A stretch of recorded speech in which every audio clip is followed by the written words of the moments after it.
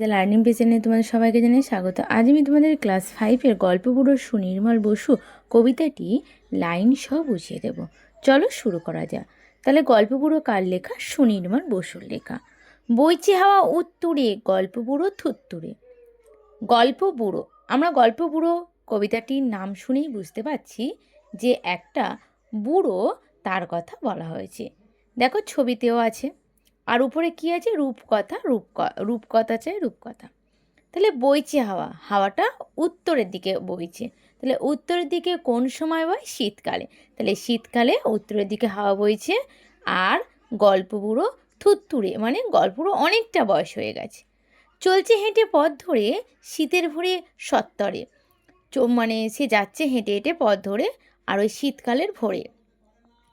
চেঁচি যে তার মুখ ব্যথা, রূপকথা চাই রূপকথা। সে গল্পবুড়ো ডাকছে, মানে চেঁচাচ্ছে, রূপকথা চাই রূপকথা। ডাকছে রে সে ডাকছে রে, বলছে টেচে হাঁকছে রে। এত জোরে জোরে ডাকছে তার গলা ছেড়ে যাচ্ছে। ঘুম ছেড়ে আজ ওর তোরা, আয়রে ছুটে ছোট্টরা। কি আছে তোর তলপিটায়, দেখবি যদি জলদি আয়। বলছে আমার এই তলপিটায় কি আছে, তোরা তাড়াতাড়ি ছুটে আয়। এর মধ্যে অনেক রূপকথার গল্প আছে, তোরা ছুটে আয়। কাঁধের ওপর এই ছোলা, গল্প গল্প ভরা মন ভোলা। দৈত্য দানব যক্ষীরাজ, রাজপুত্র পক্ষীরাজ। মন পবনের দ্বারখানা, আজগুবি সব কারখানা। ভর্তি আমার তলপিটায়, দেখবি যদি জলদি আয়।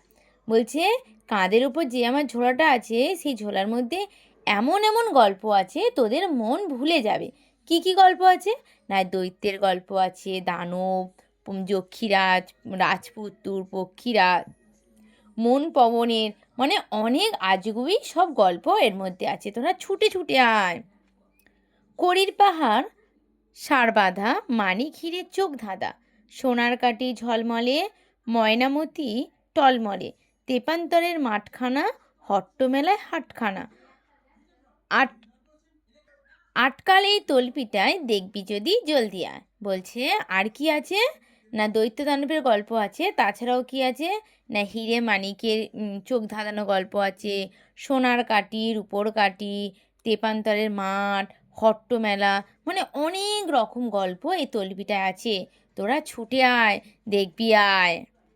কেশবতী নন্দিনী, কেশবতী মানে যার অনেক বড় চুল, কেশ মানে চুল আমরা জানি, তাহলে যার অনেক বড় চুল, সেই রমণী এই থলিতে বন্দিনী।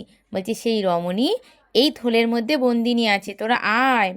শীতের প্রখর প্রত্যুষে, আসবি না যে সত্যু সে। ভাঙবো তাদের মুখ্যতা, বলবো না করুক কথা। বলছে যারা এই শীতের ভোরে ছুটে আমার কাছে গল্প শুনতে আসবে না, তাদের আমি রূপকথার গল্প শোনাবো না। তারা মূর্খ, তারা আমার শত্রু। যেই ছেলেমেয়েরা ছুটে আসবে না, তাদের আমি গল্প শোনাবো না। এটাই ছিল তোমাদের আজকে। পরের দিন আমি তোমাদের পরের অধ্যায় নিয়ে চলে আসবো। যদি তোমাদের ভিডিওটা ভালো লেগে থাকে, একটা সাবস্ক্রাইব, লাইক আর কমেন্ট করতে ভুলবে না কেমন হয়েছে।